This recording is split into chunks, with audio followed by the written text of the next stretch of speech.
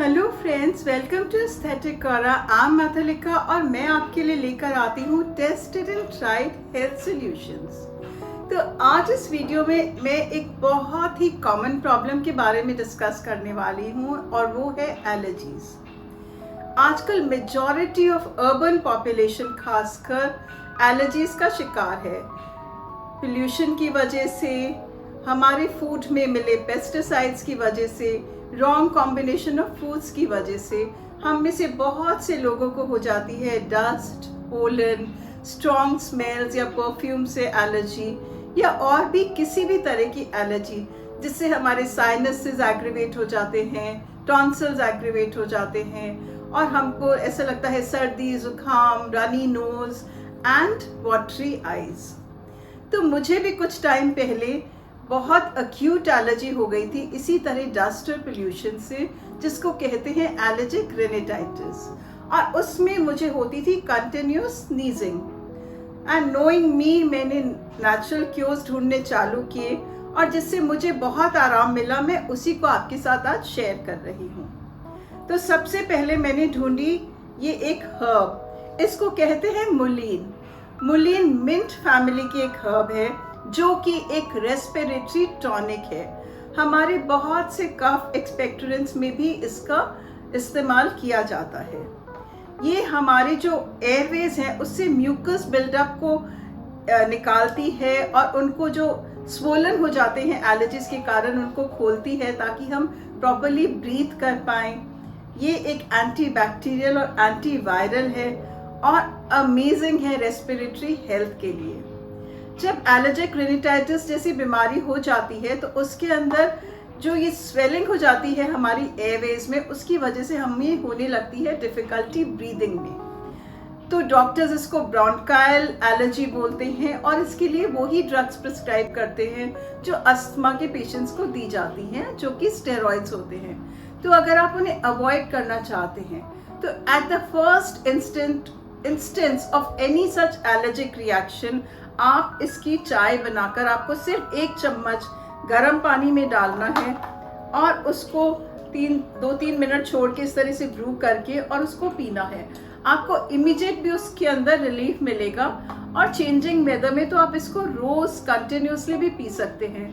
Mucus buildup नहीं होगा, आपके साइनस और टॉन्सिलाइट में आपको आराम मिलेगा और आपकी ब्रीदिंग ईज होगी। जिनको अस्थमा या ब्रोंकाइटिस है उनको भी इसमें रिलीफ मिलेगा। इसके अलावा बहुत सी स्किन एलर्जीज हमको हो जाती हैं due to wrong food combinations. हम कुछ ऐसी चीजें साथ में खाते हैं जो विरुद्ध आहार है, या फिर हमको ग्लूटेन एलर्जीज फूड ग्रेन से या पेस्टिसाइड्स और प्रिजर्वेटिव्स की वजह से जो हमको हो जाती हैं, स्किन में रैशेस हो जाती हैं और बहुत सारी अदर स्किन प्रॉब्लम्स और उस तरह की एलर्जीज भी हो जाती हैं।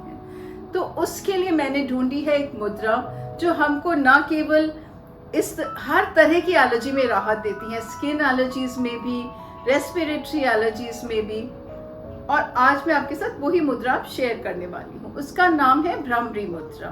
तो देखिए अब आपको उसे करना कैसे है। आपको अपने दोनों हाथों की इंडेक्स फिंगर को इस तरह अपने थंब के नीचे लगाना है और फिर अपनी मिडिल फिंगर को इस तरह अपने थंब के साथ जोड़ना है।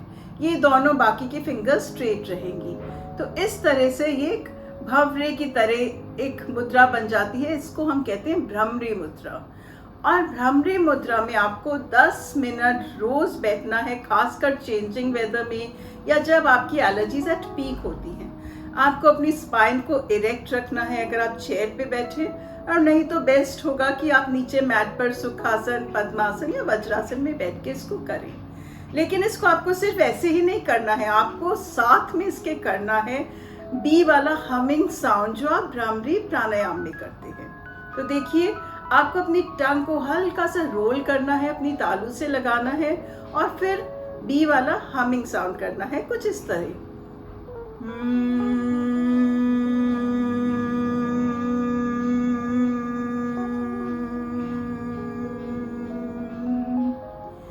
तो 10 मिनट्स आप इसको रोज प्रैक्टिस कीजिए। इसके अलावा थोड़ी सी और प्रिकॉशंस हैं जो आपको लेने हैं। डेयरी प्रोडक्ट्स चेंजिंग वेदर में कम खाइए, दूध, दही, ये सब। इसके अलावा आप देसी गाय का अगर घी है आपके पास तो उसमें थोड़ी हल्दी, शक्कर और काली मिर्च मिलाकर एक बॉटल में एक पेस्ट बना लीजिए और रोज सुबह उसका 1 चम्मच आप गर्म पानी के साथ लीजिए। ये भी आपको एलर्जी में बहुत राहत देगा।